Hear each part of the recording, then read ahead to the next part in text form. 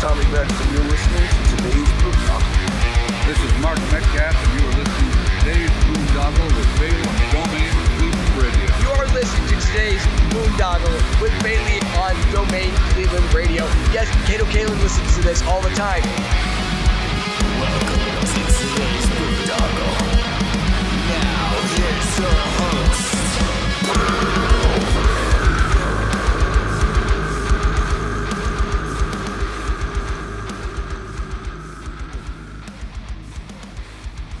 I am Monty Heath. Cannot graduate! Cannot unpopular! I'm gonna give you 100%. I'm crawling in the dark, looking for the answer. What's going on, everybody? It's Bill Bailey with today's Boondoggle, and yeah, man, I'm pretty stoked about this interview today. Getting to know this gentleman a lot better. You may know him as Eddy Only in the wrestling world. I know him as Nathan Sice. Yeah, just good old Brook Park guy. You know? Good old Brook Park guy. Good old Brook Park dude. But yeah, man, I've been wanting to get him on and get his story and a lot of common things that we have in common. So like, I'll just start with like the beginning. Like usually when I have somebody on for the first time, I go like way back with them. So when you were little Nathan here in Brook Park, do you remember originally what you wanted to be when you grew up? Oh, dude, I always wanted to wrestle. Really? Yeah, since day one. Yeah. I don't know if you remember, but my uncle, his name was Londi. He was best friends with this guy named Wally, who is the stepfather of Johnny Gargano. Oh, Ran really? a local promotion called PWO, which was called Prime Wrestling Ohio or something like that. And it was on Channel 21, like a local channel. Yeah, they had the shows at Nautica or whatever. All the time. Right? Yeah. Okay, So I've been going to those ever since I was a little kid. No shit. And realistically, there was nothing more than I ever really wanted to do outside of that. I always knew I wanted to be like a performer in some sense of a way. And I think just because I was involved in wrestling at such a young age that that's what I always wanted to do. Nice. So like when growing up around the house, what was it? What was the first like wrestling that you would see on TV that were kind of caught your my attention? Yeah. I was born in 92. So, like first like real memories was probably, I don't know, I was like probably like 5 or something like that. So yeah, I think that's kind of like in the late 90s. So I kind of missed that weird era of like all the characters and stuff like that, where I kind of started getting into more of the attitude era. So I'm definitely like, just like one of those kind of kids, just because that was my age bracket. Nice. But I have brothers that are 7 and 10 years older than me, so they kind of stopped getting out of it. And they thought it was like lame by that point. So they would talk about like the golden days, Yeah. No, so that's like my first memories. Yeah, but no, attitude era, man. That was still one of my favorites, Oh, it's great. Yeah, I wouldn't say it's my favorite, but it's one of them. Obviously, I think just for like a nostalgia reason, I'm just like, that's what got me into it. Yeah. The Monday Night Wars and everything, where you couldn't like decide what you're gonna, Thinking WCW was cheap, so I wouldn't watch it. Yeah, exactly. Yeah. And then, so you said, your uncle was involved, and then you'd start going to like indie shows. Yeah, I started going to indie shows. So I wasn't born there, but I spent so much time there because I was raised by a single mom. And so she grew up on Marvin Avenue, over by the West 25th, like it's right across the street from the Metro Hospital. Okay. Yeah. And there's that Garganos pizza right there. Yeah. And I don't know if you remember like G-Moe or Psycho Mike. Or, all those old Psycho names. Mike. I like used that. to like actually do commentary for his Masters of Mayhem. Did you really? Back in the day. That's crazy. Yeah, me and Tony Urba. Yeah. Oh, you know Urba? Yeah. Oh, cool. Dude, Me and Urba would go over to Psycho Mike's house when he had the cable access, and he'd have us do. And it only lasted for a little bit because me and Urba would just be like, pissing all over the matches. Yeah. It's like Mystery Science Theater, indie wrestling. Yeah.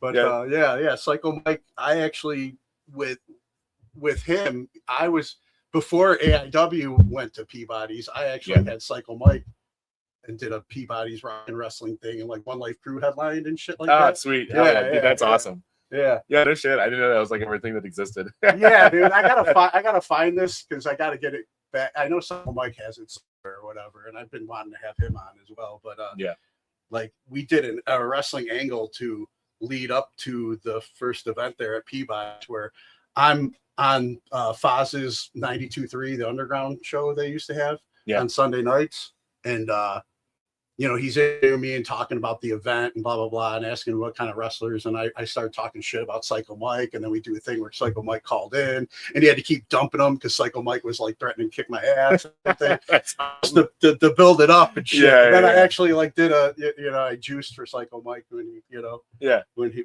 you know, I get in the ring, I'm talking shit. He comes up behind me and he like hits me with a box. It's a box of douche or whatever, but he pulls a brick out of it. And I'm like, do a little blade job and everything. Yeah.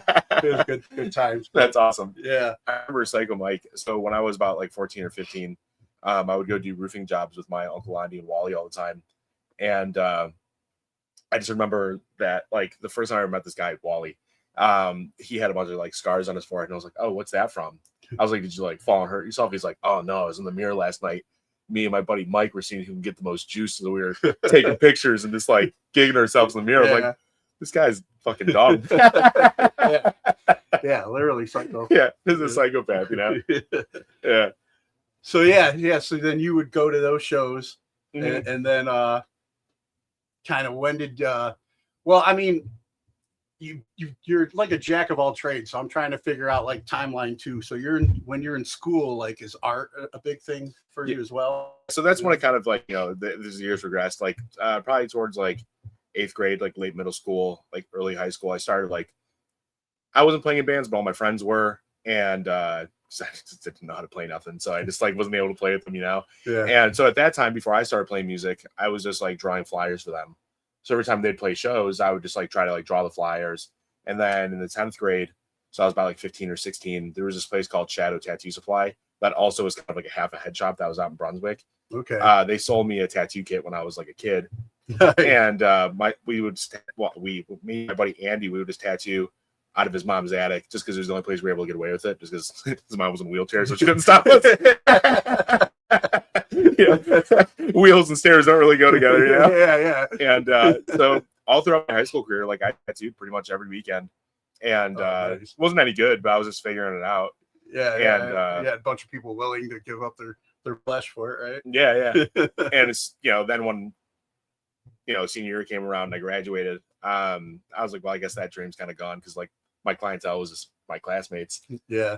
But I got tattooed a lot at this shop that I worked at for about 8 years called Addicted over in Parma Heights. Okay. And yeah, it's kind of got taught the right way. Not there. That's like a whole story within itself. But I worked there after my apprenticeship. And yeah, I've never really done anything else outside of tattooing. Nice. And then you mentioned the band thing too. Like, you know, I was kind of like big in the Cleveland music scene myself. I couldn't play an instrument. Sure. You know, save my life. So I just wasn't disciplined enough for that. No, me neither. But I was living with Frank from Ringworm at the time. Now he's in Hatebreed. Yep. And like he showed me how to start booking shows. So that's when I started booking like got into the promotion game and started booking shows like Fantasy. Scarhead was like my first, show that I booked at the Fantasy. Oh, really? I brought them in. Yeah, no way. That's cool. Ringworm. And, yeah, it was very successful, but it was like freaking nail biter because like, okay, if we don't make enough money to pay these New York hardcore guys, how's that I going? wanted my ass kicked. Yeah, exactly.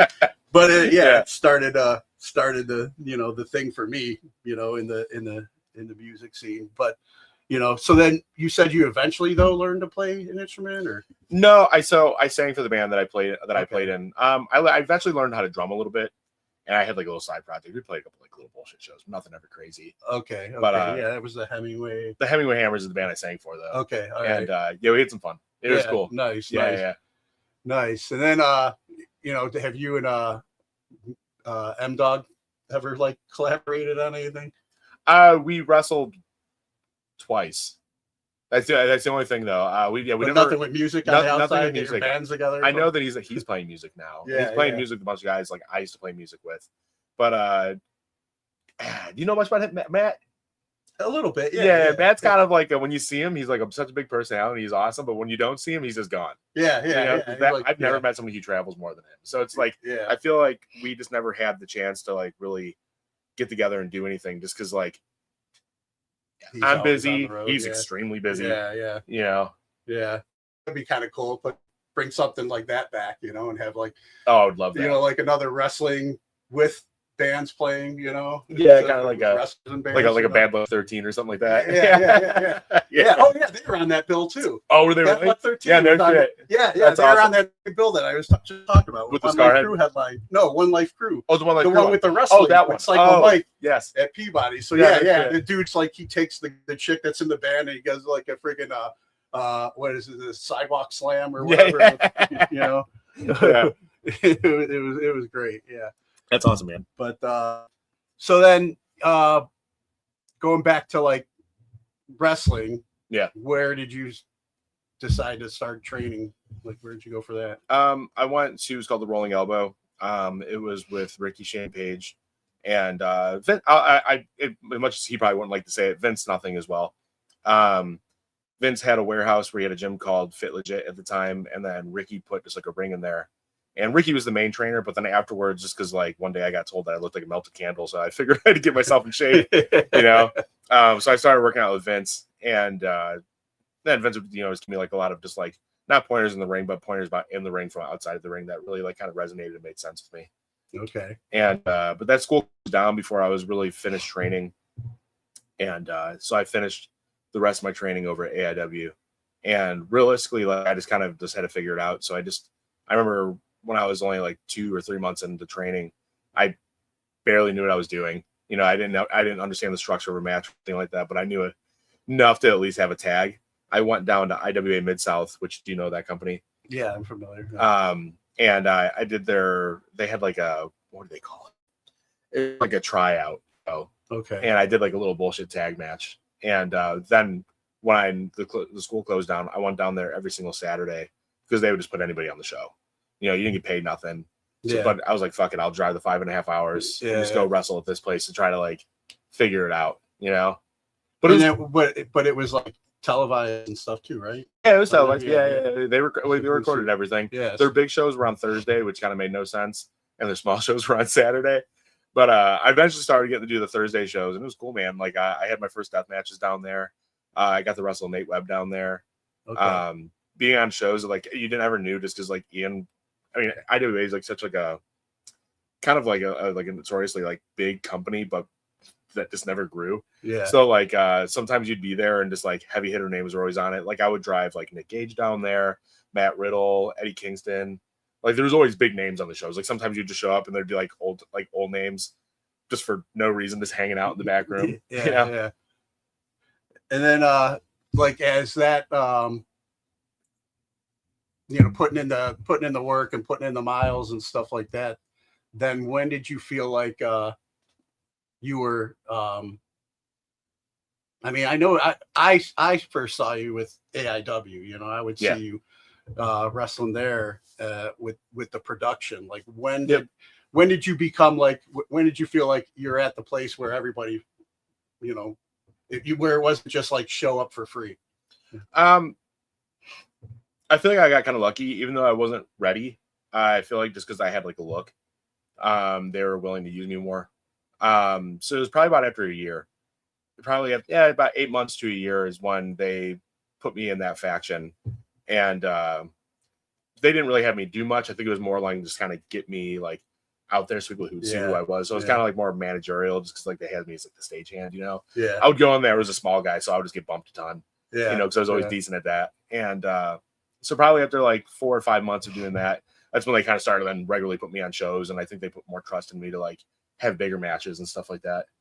And and then I just kind of started to just venturing off on my own and like just trying to figure out every single weekend, you know. Now when so when you picked your wrestling name, I'm assuming that there's like a Misfits inspiration there, but there was. Okay. Yeah, there was. Yeah, absolutely. Eddie Only. Okay. Yeah. It was just kind of like, because I remember when they did a little WCW run. Yeah. I didn't really know what to do with the last name, and actually Vince was the one who kind of recommended doing that, and I was like, oh, that's genius. Okay. And especially being the Misfit that nobody likes, you know. It's way funnier, you know. And then like, I mean, real quick, I know you said, you know, okay, yeah, Hemingway Hammers was like not you didn't do a lot, but you kind of did. You toured with some, or actually played shows with a lot of big names. I think you mentioned like Dead Kennedys and the Queers and the Murder Junkies, and even like H2O. You want to talk a little bit about Yeah. that. Yeah, dude, absolutely. That was just more along just like being young and hungry, you know, because like I think I was 22 when the band started. And for as many shows as we played and for as much as we did, we only played for I think 2 years. You know, I was 23 and I stopped when I was like 25. And the last show we ever did was with the US Bombs, which was fun. That was like a sick show. And it was actually at the Odeon. And basically it was like I knew the US Bombs were gonna suck just because I remember going to the green room and just seeing just drawing a blank. What's the singer's name?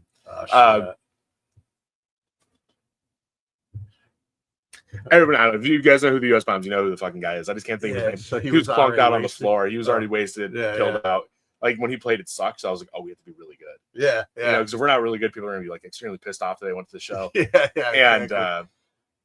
it kind of just got a little chaotic where people were just like hucking beers at the stage and like we were hucking beers back and like there was just a really rowdy show to the point where they were turning the music off. I ended up like threatening the sound guy, and then I can't remember the guy's name, but actually it's something Chris Stark. You know, Chris Stark? Yeah. I love the guy now. Yeah. I don't think we ever had a problem, but he kept looking over at me like, dude, we're about to cut the show off. And I was like, if you cut the show off, I'm gonna beat the fuck out of somebody. I was like, no way.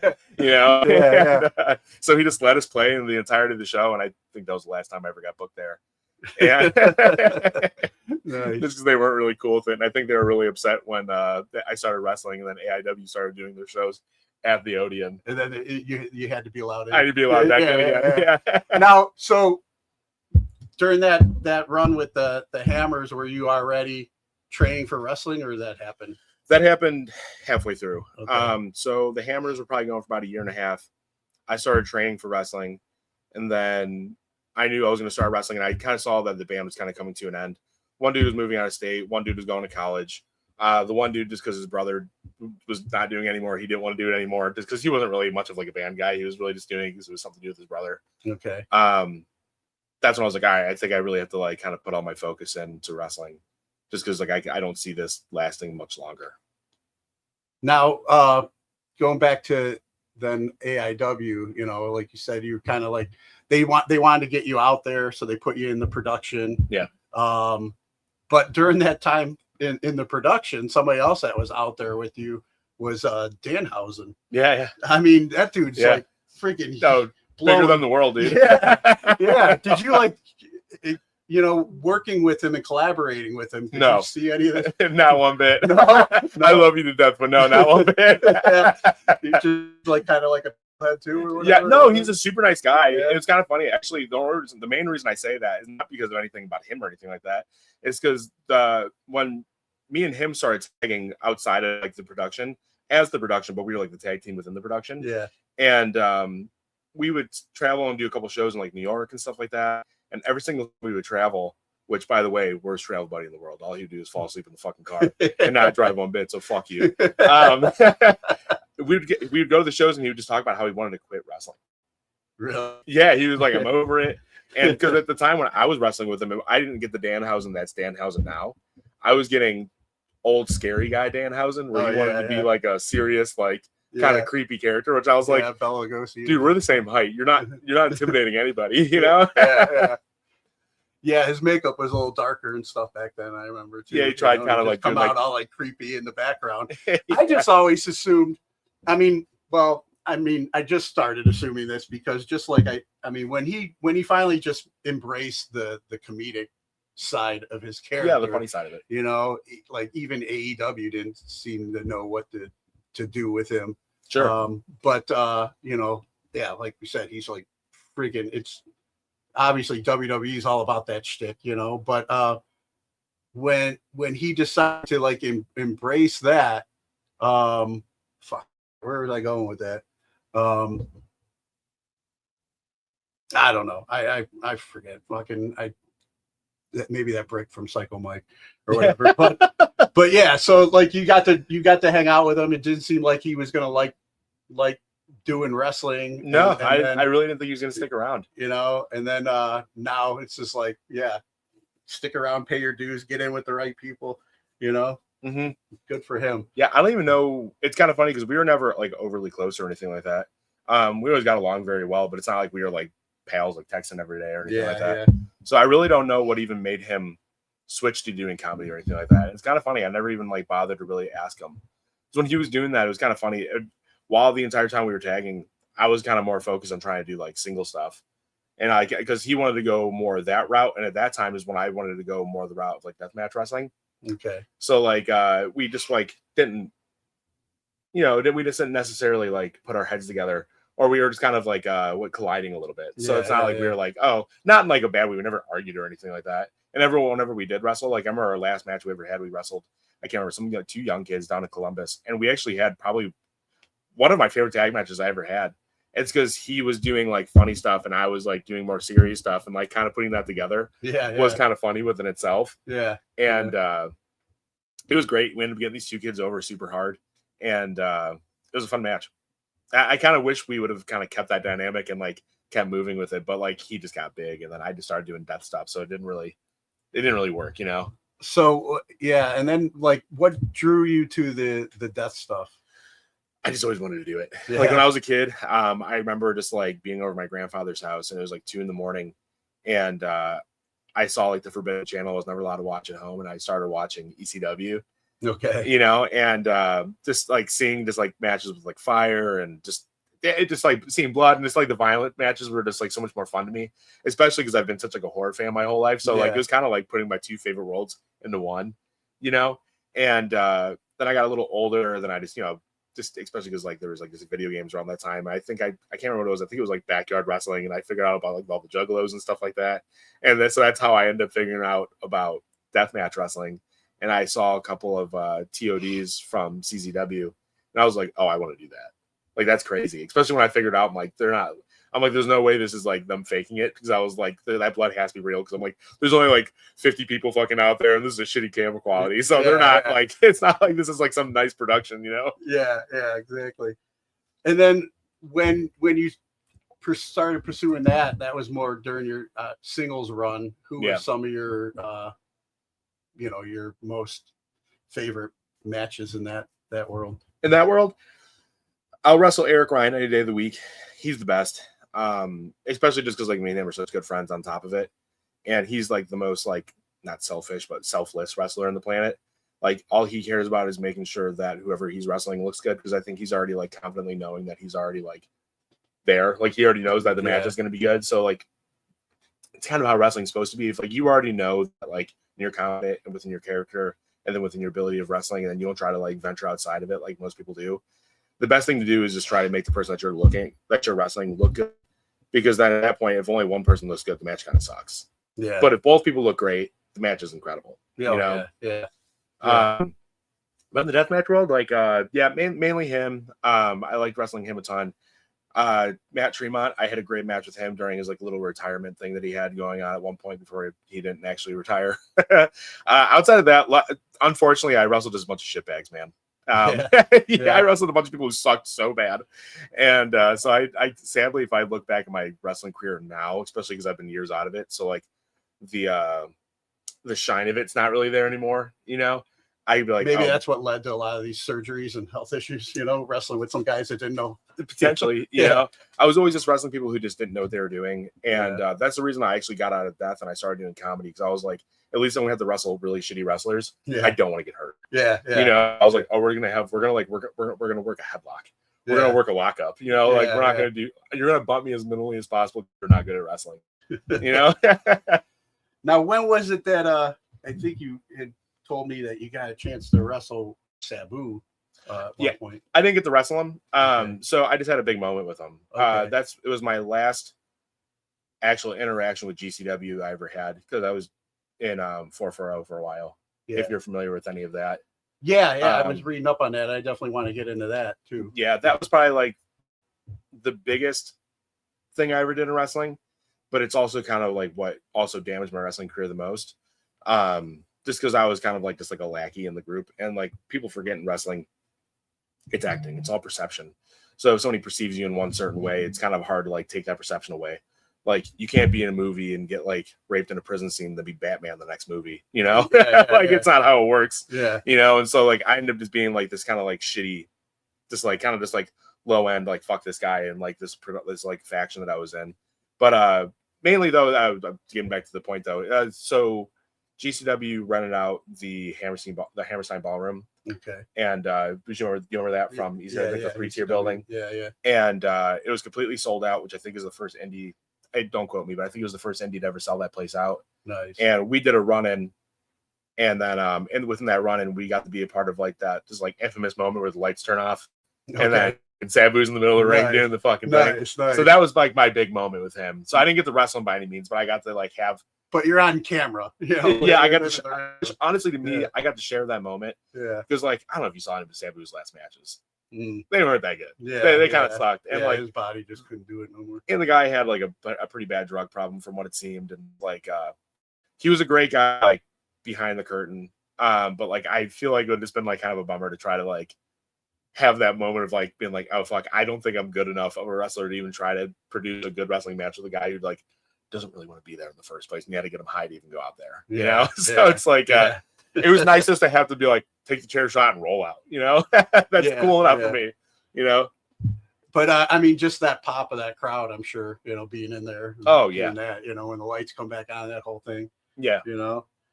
And then tell me about Papa Shango. Dude, he's the man. Yeah. He's the best. He was like the first like big name I got to have like a work with, you know. Yeah. And I never really wrestled a lot of the older guys. The only guys I ever really wrestled was I got to wrestle Tracy Smothers, which like rest in peace, he was the best. Yeah. I kind of stole the rest of my career from him after he passed. I got to wrestle like Little Guido. It's like the FBI and stuff like that. But dude, Papa Shango, dude, that guy is a class act. Like just the most kind, nicest dude you can ever meet. You would never guess that he was like this famous dude on TV. Yeah. By the way, he speaks to you. He talks to you like you're his buddy. Yeah. Like when I met him, I was like, oh fuck, I feel like I we've met him done at this like before. Astronomicon or something. Oh, have you? Yeah, the one up in Michigan that the Twisted guys do. Yeah. Bring a lot of the wrestlers out, and he's just cool as hell, man. Yeah. You know, the Godfather, you know. So Yeah, he was just out there smoking weed with all the fans. We were in the back. He was telling us stories about like the Undertaker and shit like that. Like he's just the dude, you know. Yeah. It's like your but it almost feels like a buddy that you always wanted that you have to hang out. You wish you got to hang out with more, you know. So did you get you wrestled him, and was he doing the Papa Shango? Yeah, so I didn't wrestle him. So the first it's kind of the same thing as the Sabu thing. Most of them were just like, especially those guys, they don't really wrestle much anymore. Yeah. I wrestled this guy named PB Smooth, and it was for the rap show that AIW does every year. Okay. Which is like the one time they try to like, okay, we're gonna bleed and stuff like that. Wasn't he a WCW guy or whatever? PB Smooth? Okay. No, he's like a younger dude. He's my age. Oh, okay, yeah. He's okay. real tall black guy. Yeah. I know. Yeah. He's on NWA now. PJ, whatever. PN News or whatever. Oh, yeah. It's all right. I get it. Yeah. Names all kind of fucking mesh. But it was my first blade job I ever did, and I didn't know what I was doing, and I just tore myself up to the point where it was like a Guerrero job, you know. And all I did was Papa Shango came in because we did like a dirty pin on PB, and then he came in, did like his like voodoo magic. We all had like little like capsules in our mouth that I had to like wrestle with the entire time. Yeah. I didn't realize they were gonna pass it to me afterwards, so I kept it in my mouth the entire match, trying not to choke, and also freaking out because I was like bleeding so bad. Yeah. So I was just like covered in blood. I had like green down my mouth. Yeah, it was great. Nice. Yeah, it was fun. Like that whole thing with the Ultimate Warrior when he had him vomit. Yeah, that's great. And then I think Sandman was the same type of thing. I was wrestling for a company called ICW. And so I loved my shtick there. It was very fun. I was basically just like the anti-deathmatch guy on the deathmatch show.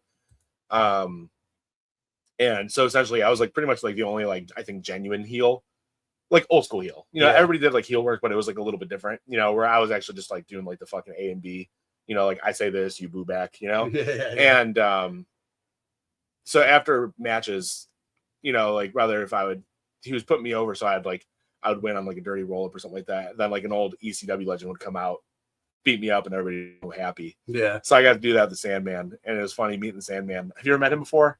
Yeah. Dude, he's just like a nice guy, but he's just like a total like fuck, you know.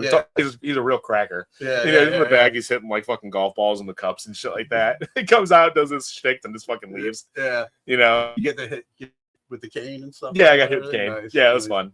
Yeah, I got to do that, and then a moment I almost had, but didn't happen because I ended up getting rushed to the hospital. Yet again, just from wrestling bad wrestlers. Is I was supposed to do the same deal with New Jack. Oh man. And well, you might have still got rushed to the hospital after doing something with New Jack. So actually I have a really fun story about that one. So I noticed when New Jack was in the locker room, and I was wrestling this guy named Alex Ocean, and I had a weird feeling something bad was gonna happen in the match. Just like, dude, the dude was just not good. He ended up like retiring like a couple months later. He put me in the fucking hospital twice. I went up to New Jack and I was like, hey, I see you have a boot on. Like it's like one of those like air cast, you know? Yeah. And I was like, here, like the ropes aren't ropes, they're chains, so it's a little hard to get in the ring, and they don't have stairs. Would you like me after the match to roll out to the outside and you can hit me with the chair on the outside? And he looked down at his feet and he's like, do I look like a bitch? I was like, no, sir. I was, whatever you want, I'll be in the middle of the ring and ready for you. Now he's like, okay. I was like, fuck, gonna get stabbed. So I ended up making my own little shank. Like I just took like the long part of the blade and I just like tied it to like a fucking like little stick. And I was like, I'm younger than this dude. I'm faster than this dude. If he tries to stab me, I'm gonna stab him fucking first. And then run away. Yeah. But it didn't happen because I ended up popping like a pretty nasty hole in my arm. And so they rushed me out. My buddy Atticus went out there. And it was kind of funny. This is like, it was kind of like I fucking told you so moment. I saw it on camera afterwards because I obviously wasn't there. New Jack came out with the shopping cart, did his thing, and then he went to go get in the fucking ring, and it took him like 10 minutes because that old couldn't get in there with the dumb boot on. Yeah. You know? Yeah. So Atticus just rolled out, was like, oh, fuck this old guy. And rest in peace to him now, too, you know? Yeah, man. So many. I have to ask, too, about your match with Scarlett. Oh, yeah. I forgot about that one. Yeah. Tell me how that whole thing came together. Now, it was the first ever that I know of, at least, intergender bra and panties match. Nice. So I think at the time, yet again, it's a little bit fuzzy, but I think her and I can't think of her husband's name. Cross. Yeah. Just got released from the WWE from the first time. Okay. And then she posted on Twitter saying, on panties match. And I can't remember if I said something or if somebody else said something. I think I commented and I just put like a hand up emoji. Yeah. And never thinking he was going to be real. Yeah. You know? And so I was wrestling for this company called Circle 6 at the time. And that was right after the GCW thing because there was like a little bit of a split. And I decided to go that way. And it's made a lot of poor. But so Cross ended up wrestling Ricky a lot. And then Ricky was like, hey, like, you know, Eddie here has been doing like a lot of like, he's been getting really over in like the comedy scene. You know, he's really easy to work with. Like he won't hurt her or nothing like that. Like he's like, I really vouch for him. He's not like a fucking idiot. Yeah. And then he's like, do you want to have an intergender bra and panties match? And we met. And as soon as we met, it was like that. Yeah. She was like, yeah, dude. Like, no, this is gonna be great. You know, I got along with both of them so well. Like seriously, such like a stand-up couple, like just beautiful people. I wish nothing besides the best for them. And so the thing we did was he had a match with Cross. I was managing him. Scarlett was managing Cross. And then we just had like a little moment in the ring where she gave me like a little Thez press or whatever. And that's kind of what led up to the match. And as soon as we got there, it was like, I kind of wish I would have took the advice, but it's okay. But we had the match and it was just super fun. You know, it was basically I just bumped for her the entire time rather than trying to play the part where like big guy beat up a little girl. We didn't over sexualize it in like a way we're sexualizing her, where it was almost like sexualizing me, which is I think funnier. You know, because I think everybody expected like, oh, it's gonna be like a Joey Ryan, like you're just gonna try to be like, oh, she's gonna try to get her like to grab his dick and like do all like the dumb like weird sexual stuff. I was like, no, fuck that. We're not giving the people what they want. You know, like we're gonna make this as like fuck you, cringy, like shitty, like guy sexual humor as much as possible. You know, and it was great. You know, it was super fun, and I hope you guys are doing good. Have you seen this? You know, and then you know, you mentioned 440. I want talk about how that all came together. Yeah. So at that time, it was just Ricky just did like a run in and stole the title off of, not like beat him for it, but like just stole the title off of Gage. And Ricky trained me and Atticus. So at first it was just Atticus and Ricky, and then Greg was kind of just there except he was driving to the show, and like they were just like, fuck it, because they're all friends. Yeah. So just like, let's put Greg in this too. And I'm trying to remember exactly how it went down. So then basically like it was kind of just like taking over the show, kind of very NWO-ish, you know? Yeah, that's what I was gonna say. It had that vibe on the indies. And then they kind of like brought me into it, and then you know, always do like the "Who are you" kind of chants and all that kind of stuff, because like Ricky was just like didn't care about trying to bring like big names into it. I think he just wanted to help the students out. Yeah, which honestly, I mean, like it was great, and like, you know, I'm super thankful for it. And so we just had a couple little like, you know, 3-man like tag matches and stuff like that. But for the most part, we were just doing strictly just run-ins. Ricky would wrestle, and then we would do run-ins, and then Jordan started getting really over. I'm sorry, Atticus started getting really over. He's still wrestling, so might as well be respectful about that. Yeah. And he started getting a bunch of matches, and then me and Meg were just doing a bunch of just like, it's basically just bumping for people, just doing a lot of squashes and all that kind of jazz. And that's kind of like, I think, what kind of like really ruining my career by really not wrestling. And because essentially when that started happening, before that I was doing really well for myself, and I was wrestling every weekend. I was always very generally booked. But I think just because 440 really took over the independent scene at that time, because there was really nothing else being talked about outside of that. Yeah, it fucked me, because like I then got categorized as just like the run and bump guy. So then all these other companies were just like, well, we're not going to use you anymore. So I stopped getting used completely. I lost every single booking that I ever had besides ICW.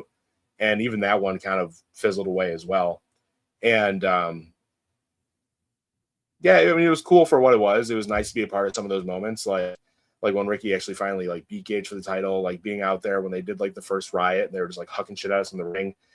When you hear boos so loud, like, I don't know if you've ever like been in like any kind of moment, not even if it wasn't for yourself or anything like that, where something's so loud, you can just hear a pin drop. It's almost so silent at the same time. Yeah. It's a pretty, and like, it's an emotional feeling, you know, like, oh shit, like we did this, you know?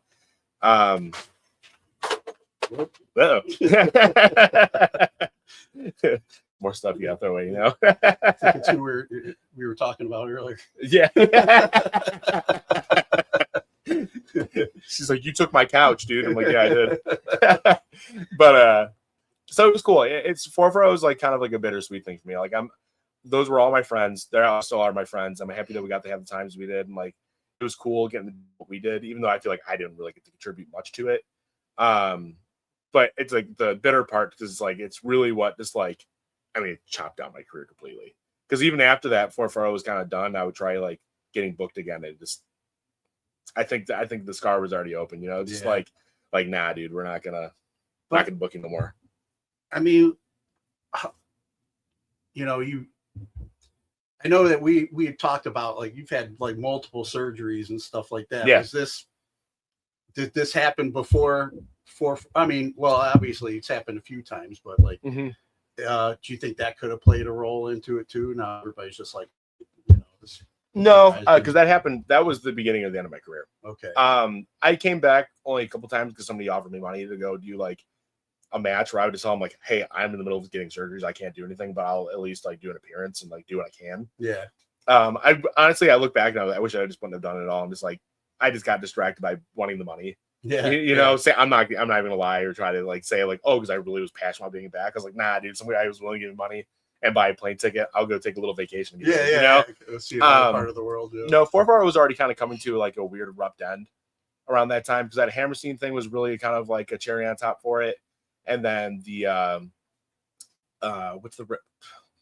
people are like, this guy really knows wrestling. What's the one called when the two rings go together? You put the fucking cage around it. The War Games. The War Games. I feel like the War Games was kind of like a really big end fall, because there was some like weird personal stuff that happened within that too. So no, the surgeries didn't do anything. The surgeries is kind of just like what made me just kind of like I'm already not anything anyway, so fuck it. Yeah, maybe it's time to take care of myself. Yeah. So I had my last like actual match, I think, is like an active wrestler, was for this company called Ballroom Blitz, which is like a sister company off of Circle 6. And it was like a bar show, you know, no ring, just like fun bullshit shows, which I love doing those. And it was in LA, and I came home, I got sick, and I thought it was but then I stepped on the scale a week later, and I lost 30 pounds in 7 days. And I was like, well, that's fucking weird. Especially because like the amount of steroids I was on, there's like no chance. I'm supposed to be going up in numbers, you know? Yeah. And then I stepped on the scale again a week later, and I lost another 25 pounds. So I lost about 55 pounds in a matter of like, I don't know, 2.5 weeks. And I went in, so I thought I just had a hemorrhoid, but I didn't really explain the loss. I had a giant abscess off the outside perimeter of my colon, and my body was basically holding like probably like a gallon's worth of infection And I think the infection was kind of what was burning the weight off of me. Yeah. So they were just like, we got to put you in a surgery right now. They slit me open. And it's kind of funny. They didn't even sew it up because I just had to like stuff it and unstuff it every day, which let me tell you what is a fucking nightmare. Oh, God. Especially like how do you do that with your own ass? Yeah. You know, exactly. Thank God to my beautiful wife for doing that for me the entire time. You know, like, I'm used to stuffing stuff up your ass. Yeah. Anyways, you know, so it's gonna be fine. And then from there, it was just kind of like a downward spiral. I ended up getting this thing called an anal Thankfully, it fistula. wasn't like cancer. No, it never ended up being it. Yeah. That's why I thought it was going to be because of the weight loss. They were just basically like, I think the infection was just like burning your body up so much that you were just like progressively just losing weight, you know? I had a bunch of polyps and stuff like that. They tore all those out. None of them were cancerous or anything like that. I can't remember if one of them were precancerous, but I don't think so. I had that fistula. The fistula took me out for a couple of years. I had like 5 more surgeries on that. And then I had, I gained a bunch of stomach ulcers, and then like I had a really inflamed small intestine for a while. And but since my last surgery, man, like been rock solid. Now going back to tattooing, did when you start your own shop, was that after wrestling was over or while wrestling was still going on? It was wrestling was going on while I was in the process of doing it. Okay. Because it took me about 9 months to get the city of Fairview Park legalized because you weren't legally allowed to tattoo there. Okay. So I was still an active wrestler at the time. So I can remember all these dates. Like, so I feel like I'll never forget them. December 6th of 2022. Just wrestler names. You know? Right. Was my last match that I had, though I was just one explaining. I went in for surgery January 15th because I just went to the ER to see and I didn't know I was going to have surgery. And then my shop opened February 7th. Oh, wow. So I got out of surgery. I took 2 days off and then I just immediately went back in because I had to finish my shop.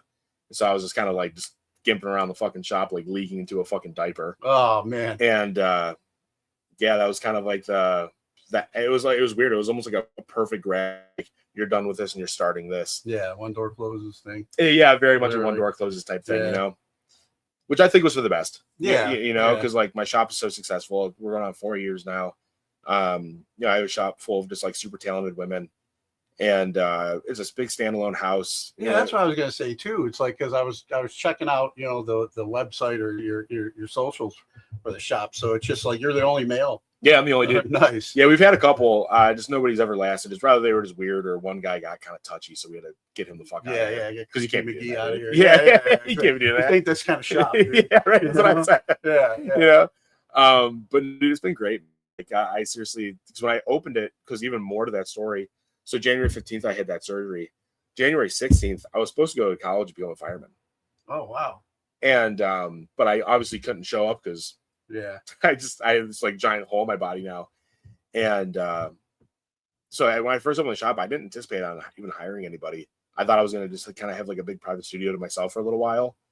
And because luckily I'm a very busy tattooer, so I was like, I know I can keep the lights on and all that kind of stuff and be good. Yeah. But then after that happened, I was like, oh, I guess opening a shop years down the road kind of is now getting a little bit far fast forwarded because I was like, this fireman thing's not going to happen anymore. And because with the fireman schedule, you know, those guys only work like 5-6 days a month. Yeah. So I was like, oh, I could be a full-time fireman, get benefits, have health benefits. You know, I was like, I can still tattoo full time. Like I had this giant plan and shit got erased. You got to do paramedic now. It seems like a lot of departments won't hire you unless you get paramedic as well. No, total opposite, man. Really? People need firemen so much that basically, if you even get your fire card, they'll just be like, "You want a fucking job?" Like they'll just give you one. Really? So the inner city and the suburbs are a lot different. If you're in the suburbs, you need your paramedic. Yeah. If you're in the city, you'll never need. They're not paramedics because they have a total separate paramedic. Yeah. So all the only Cleveland thing guys, I think like my fiance's you know, she's firefighter EMT, and she works out like in Ravenna, in small town Wyndham. Yeah. But like, what we won't do Cleveland. Yeah, she's just like, nah. it's way different. Yeah, because there you only have to be fire and EMT. Okay. And that's it. Same thing with Lorraine Elyria, because basically, I always say this: if you're a fireman that actually puts out fires every day, you don't have to be a medic. If you're not putting fires out ever, you have to be a medic. Yeah. You know, that's usually how that goes, at least in this area. Okay. Because I actually went back about a year ago and I went and did this just to kind of prove to myself to see if I can even do it. I did the physical endurance class for the fire academy again, and I ended up passing it. I did in like 3 minutes and 43 seconds, and your time limit was like 5 to 7 minutes. So I felt like I did pretty good on it. And I'm actually going back in this winter now to do classes again, but I'm only going to do part-time, and which is you just work like, I think a 24-hour shift once a month. Okay. And yeah, Nice. just to add another checklist, man. Yeah, I like adding shit to the fucking Exactly. Yeah. You know? You like leaving things unfinished. Yeah. Now talk about what makes your shop unique. Yeah. I feel like confidently I can say that the few things that make my shop so unique is that, first off, I think it's from the first second you walk into the door, because most shops are just in a shopping plaza. Yeah. It's just like, from the outside, there's not like a whole lot of life to it. I mean, obviously besides the window decals and stuff like that, but you're just usually next to like a pizza place or whatever. I like that we're just a standalone building that was once a house that was back in like 1910. It was a grape vineyard that got converted into a church. Yeah, So that's what I was going to say. I had that church because it's got the big peak ceilings. Because the guy that owns the building, he's 91. His name is Pete. He's the best guy in the fucking world. He's like, I noticed that like there were so many churches opening in the town. So he's like, I want to open another one. So he's like, I just put the additions on, and it did well. But then the building's had empty since 2008 because I think he eventually kind of gave up because he made his money. The guy's ignorantly rich, good. Yeah. And so I think just that. And then when you come in, it's obviously like when you walk in, you see it's obviously tattoo shop. But we have a lot of other stuff in there rather than just only strictly tattoo flash.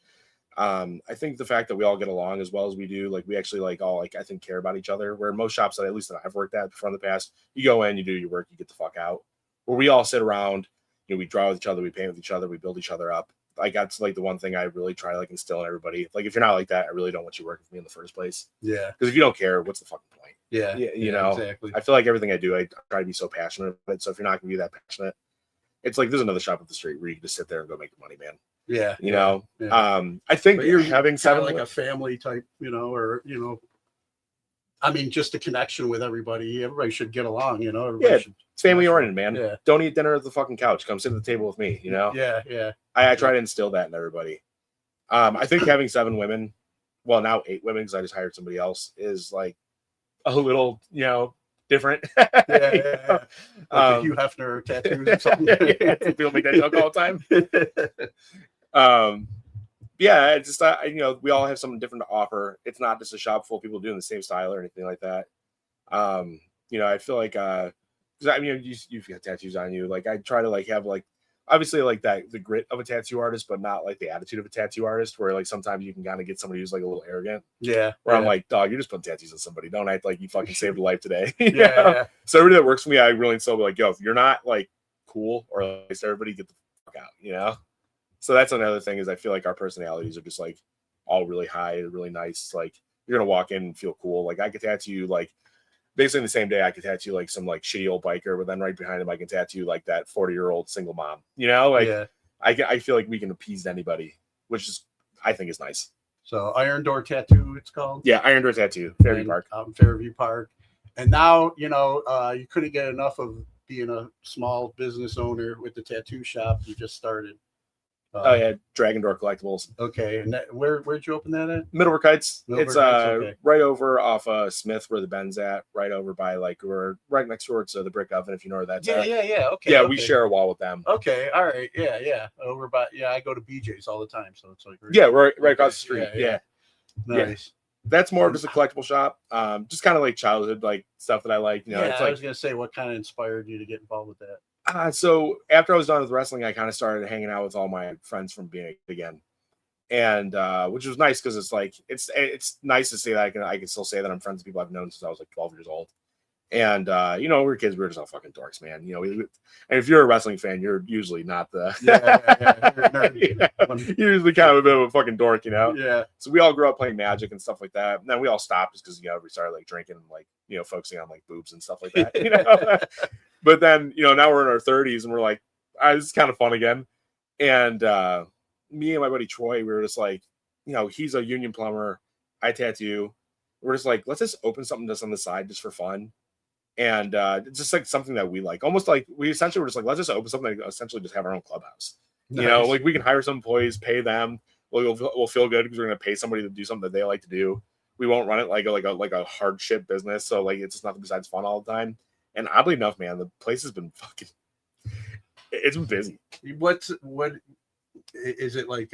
What do you all sell there? Yeah, mostly cards, mostly Okay. Magic the Gathering stuff. All right. Troy's big into Pokemon. I don't know much about it at all, so we sell that too. Pokemon people, you're fucking weird. But there's a lot of money in it. Yeah.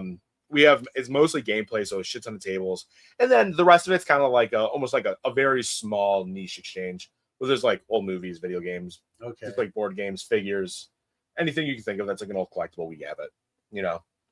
Do you do like consignment stuff, kind of like record exchange or anything? No, we were thinking about doing something like that where like we sell it and then we'd give you the but like there's just like yet again, it's a side thing that I didn't want to put too much work into. Yeah, So I was yeah. like, that's Gotcha. thinking too much for somebody else. So we'll buy. We like buy and Okay. trade and stuff like that, but Okay. we won't be like, oh, we'll sell this for you. Then when it sells, we'll give you the money. Because Okay. it's Yeah. too Well, much to yeah, focus yeah. on. But if you buy, yeah, you know, But yeah, we buy shit. Yeah. Yeah, we buy shit all the time. Maybe I'll hit you guys up because, like I said, you know, I'm trying to do a D. Yeah, You know, detox. Yeah. Way too much shit I'm holding on to. It's just like, yeah, Mm-hmm. what purpose does serve me anymore? Oh, for sure. Now, at one point, I know when we were talking, when we seen each other up at the rec center, you know, that the old Harpo's here in Brook Park, man, it would have been. That would have been the best, man. But just like did you run into problems with the city or mostly the owners of the building? Both. Okay. The city just wasn't proactive at all.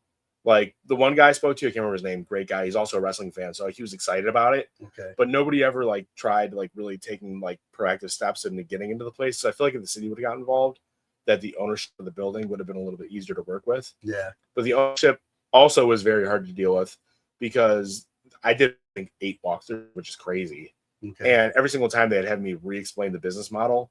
And then by the end of it, they were just like, this place was a restaurant. We wanted to keep it just strictly as a restaurant. And I was like, well, your No, it door's wasn't. been. Harpo's wasn't just a restaurant. Trust me, Yeah. I tried explaining Yeah. that to him, but then I was like, well, we're gonna have music and all this. Well, they're like, well, they do music next door at Whisters. And I was like, come on, man, don't like Yeah. it's gonna be totally different. Like they're just having a cover band where like maybe like 10 people come.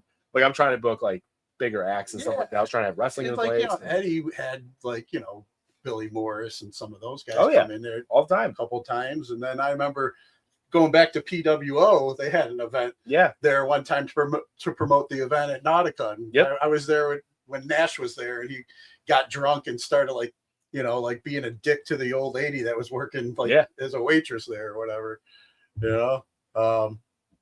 But yeah, man, I mean, I would go when it was on Brook Park Road. I'd go, he had Bret Hart's. I heard that was there. Yeah. Yeah. I was too young for those days, but Yeah. I remember hearing the stories. But yeah, man, he that was the place to go for the pay-per-views. We'd all get together and That's cool. watch the pay-per-views up there back in the day. And then once in a while, because Eddie had some kind of like relationship with WWF, WWE at the time, where if like a Raw was going to be in Cleveland, some of the guys that were traveling ahead of time would come up there on the Sunday, you know, and hang out and eat and shit. That's know? cool. So yeah. But man, yeah, it's just sitting there, and I Dude, don't know why we can't. it's sitting there, and the ownership will, because you know what they're waiting on? They're waiting on a cash cow. Yeah, They're waiting now with on. this dome coming in, you know. Yeah. I'm sure they're gonna get. They're expecting like what's like a big chain place, like a big chain restaurant, like a Chili's or something like that. They're probably going there or something like that. I bet you. Yeah, 'Cause that- Weekend Lizard or Because they know that it's like, oh, they have money. And especially me, I'm just a small guy, so I negotiated with the rent price because the building's old, you know, so it needs some work and stuff like that. They want somebody who's not going to think about it, be like, oh, that's what you want. I don't even tell them I'm just going to pay you. Yeah, You know, go in there, make it like a big chain restaurant, and just move along their day.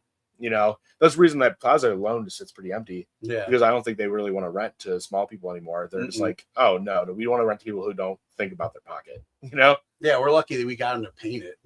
You know, Yeah. paint the outside of it. Oh make my it god, look, yeah. It you looked know, like shit for as so bad, long, you know? you know? But yeah, man. So that would have been what, business 3? Business number 3. You know?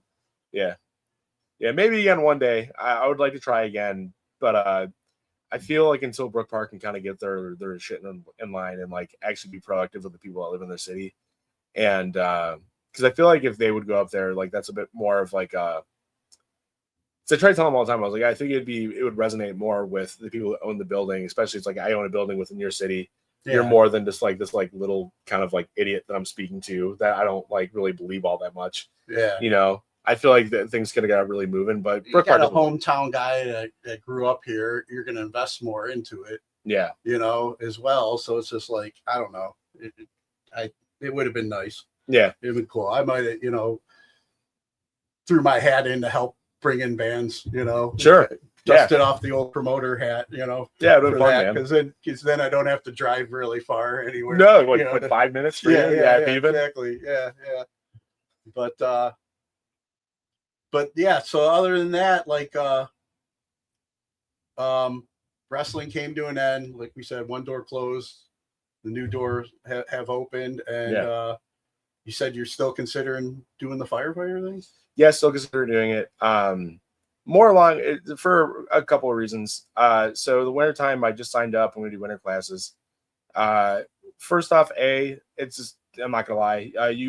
Because you make money by the hour when you're only a part-timer. All that money would go into a thing called OPERS. I just learned what that means. Yeah. It means I'd have a bit of a pension. Thing. Yeah, yeah. You know, because like in tattooing, you don't have that, man. Yeah. You know, you don't get shit.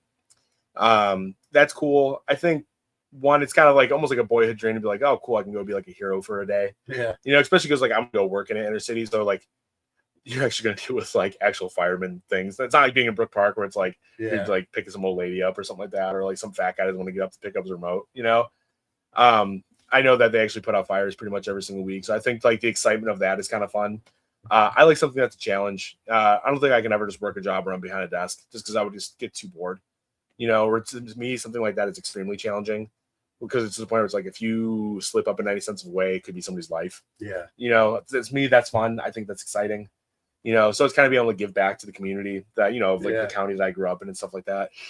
Talk to what's it from Carol and John's? John, you know, John that owns Carol and John's comic shop. No, oh, yeah, I've talked to him. I don't know him by name. He's a Cleveland firefighter. Oh, is he really? Yeah, yeah. No shit, I didn't know that. He's a businessman and a fireman. Yeah. So most of the guys are. Yeah, yeah.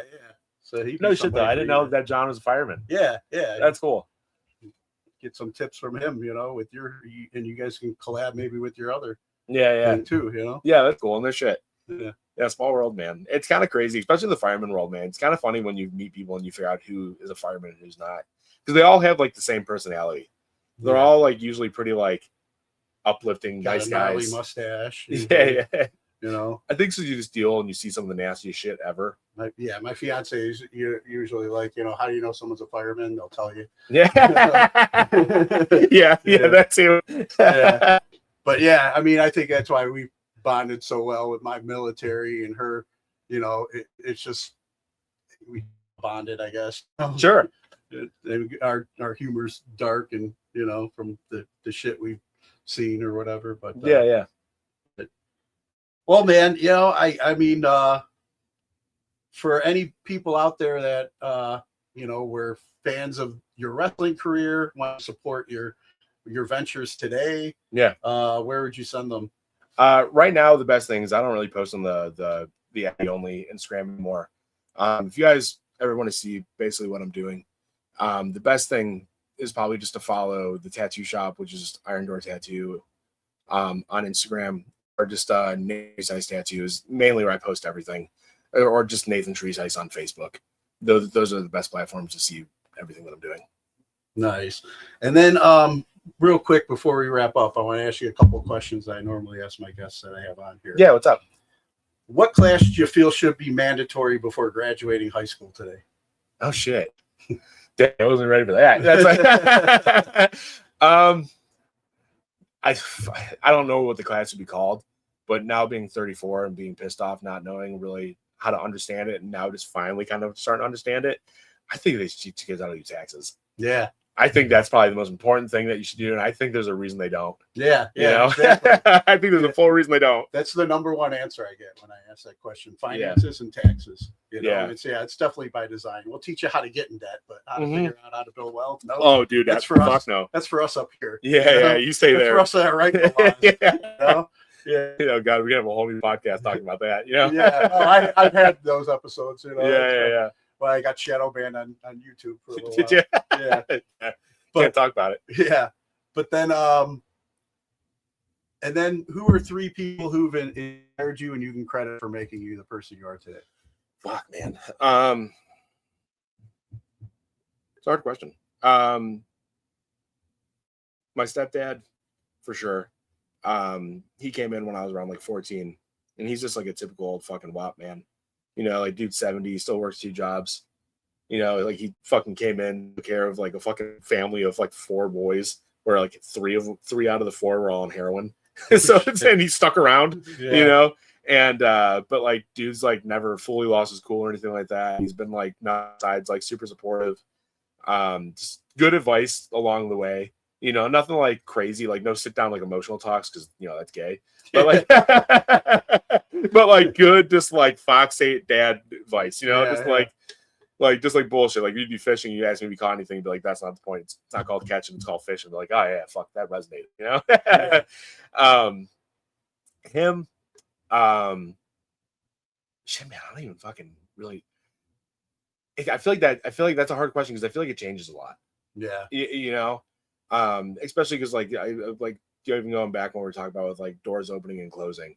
You know, there's times where like I'll be super inspired by one person, and then especially because how ADHD I am, man, like shit changes so often. I think that's the reason I can't like be satisfied with only doing one thing. Yeah. And so I guess like now that I'm thinking about it, I had a health teacher growing up, and in the 10th grade, I remember he was retiring that year, and he was retiring at 55 to start a brand new career at 55. Wow. And he's already had 2 careers before that. Like he was military, and after the military, he opened a business. Then after that, he really wanted to work with kids. So then he worked in the school system. And at 55, he's like, oh yeah, he's like, I plan on working another 30 years doing, I can't remember what it was, but he was like doing this. He's like, I've been like studying and like working on doing this. He's like, I can never just be satisfied just doing one thing. Which I thought that was cool, being like, oh shit, there's this dude that's like not afraid to like take a risk at 55, where most people would be mortified. Yeah. You know, most people are my age and just like, Yeah. I'm stuck doing the job I'm doing forever. You know, I don't want to go back to a full-time job. I'm 53 now. Yeah, you yeah, know? right. Yeah. Just like imagine this dude. Like he's just like, fuck it, I'm not scared of shit. I'll go in fucking dead over it. You know. I'm just like, I don't know, working with people and having to listen. I don't know. You know. Yeah, it's hard. But yeah, you know. But yeah. Where things are at going lately, it's like, I've been looking at, you know, picking some other stuff up. Yeah. I wish I had a good answer for number 3, but I just I feel like anything I would say wouldn't really be that genuine. You know, I feel like it just changes a lot. I feel like I look up to a lot of people. Even like I feel like I look up to like a lot of like random people I meet, like tattooing. Like I'll talk to them, like, after they leave, I'm like, man, that's a good dude. Like it's crazy because people are so vulnerable with you and you tattoo them. Yeah. So they'll just like it's almost really, like a therapy session. They're on the couch with you. Yeah. So like when you hear these stories, you're just like, man, I never thought about life that in that sense. You know, so it's just like it's cool. So it's I'll pick up on like little pieces of like people that I meet throughout the time. So I guess that would be the number 3, is just like a multiple of so many people I've tattooed or people I've ran into or shit, people like sitting at the rec center. Like, do you know that older guy? Real tall, he's kind of jacked. Yeah, with the gray kind of flat top. Kind of flat top. He got the flat top, and he's always with his wife, so he's up there. Yeah, they walk up to the rec every day. Yeah. But do you know that dude's story? He got hit by a car or something, right? Didn't he? That, and you know, he was a Marine or something. And he's been fighting bladder cancer for the past 8 years. No shit. He goes in and gets fucking shit removed, and then he's back in the gym 2 weeks later. That dude's in his high 70s, and he still looks the way he looks. Wow. Because he's like, what the fuck, am I just gonna fucking sit there and die? Wow, like, I didn't know about the cancer. Yeah, dude, he's been fighting bladder cancer for like the past 8 to 10 years or something. I kind of like, I go up there and I have my headphones on, and they're all up there kind of chit-chatting, and I'll say hi, you know, but I just like kind of just do my thing. And it's not until like the mayor I have, you know, a friendship with from when we served together. And did you guys serve together? Yeah. Oh, I didn't know that. Yeah, we were in like in the reserves together in the same like reserve center. Okay. And our units were kind of like would collaborate. Yeah. You know, and stuff. So I've known him for a long time. No shit. Still, same guy. You know, hasn't changed a bit. That's good. Which is which is I like it, solid. Man. Yeah. But he's been on. I've had him on the show. Oh no shit. That's cool. We do those veteran dinners like once a year. I was there, up at the American Legion, and a guy and his wife came up, and I actually, you know, Ed was introduced me to him and talking with him. That's I actually, all right, you know, I see him in the gym every day. I don't say shit, you know, and No, great guy, man. Yeah, I had no idea about that part though too. But he was the one that also got hit at the intersection, right? Was it him that? I don't know actually. When you said that, I was like, I know that happened to somebody. I didn't know if that happened to him or not. I thought it the was. really tall one. Yeah, they walked. Really, the couple that walked no up shit. there, and I guess I didn't at know the that he was intersection of Engel and Holland there. I guess when somebody hit him, which makes good. That's where he lives. He lives right. Yeah. He lives right behind that old Circle K right there. Okay, so that makes sense. Yeah. Yeah. No shit. Yeah. That's crazy, man. Yeah, this dude's a friggin' machine, man. Yeah, I feel like all those old dudes at Brook Park, man. Like those dudes, like if you just sit down and talk to him, you can learn something from every single fucking one of them. Yeah. I tattooed the guy a couple times. He's kind of like a shorter dude. He's fucking again super jacked too. This big samurai on the side of his leg. I can't think of his name for some reason right now. But like I've talked to that guy so many times, and like he was like out of shape, like not looking good, not feeling good, horrible alcoholic. Like he said he was just like doing pills all the time. And he decided to like turn around and he ended up getting abs at like 64 years old. I'm like, so he's the other one that's up there regularly every day. too. Yeah, you'll see him every day. Yeah, because I recognize the samurai tattoo. Yeah, that guy. I can't think of his name, and I feel bad that he him was a so bad. firefighter or something too, wasn't he? No, he was a pipe fitter, I think. Okay, because he wears a shirt like something, so maybe just supportive or something like that, probably. Yeah. But yeah, okay, all right. Wow. Well, yeah. I guess Brook Park guys, man. There's something to learn from. Actually, start talking to him, instead of just like leave me alone. Yeah, I just want to do my thing and get out of here. Yeah. You won't get the workout though, because they'll talk your ear off. Yeah, that's all I think. Exactly. Yeah. And then, being a collector, do you remember what your favorite toy was as a kid? Oh, dude, yeah, absolutely. Mostly like wrestling figures.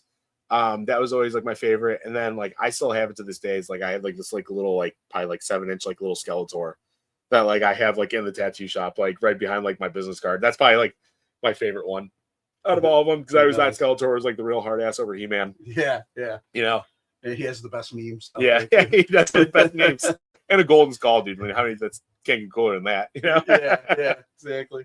Yeah, and then any message you have for our military members currently serving overseas? Yeah, dude. Thanks, guys. I wish I knew more what was going on at the moment, but hats off to you guys. Like just all the respect in the world.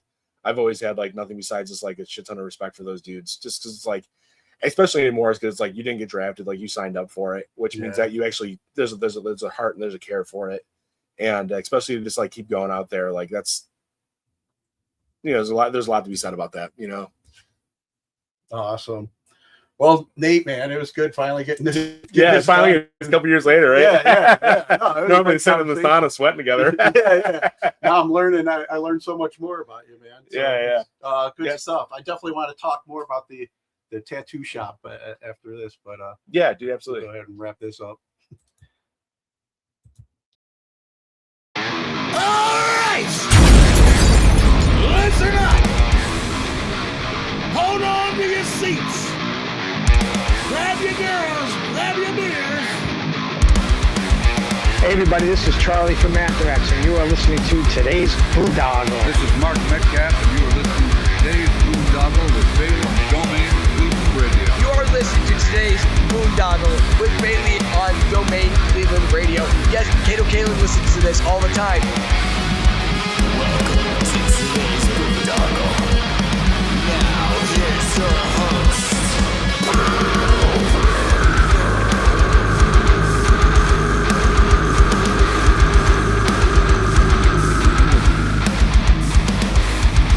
I am Monty Heath, so one Heath, and you are listening to today's Boondoggle. Hey, what's up? It's John from Skillet, and you are listening to today's Boondoggle on Domain Cleveland Radio. Fasten your seatbelts.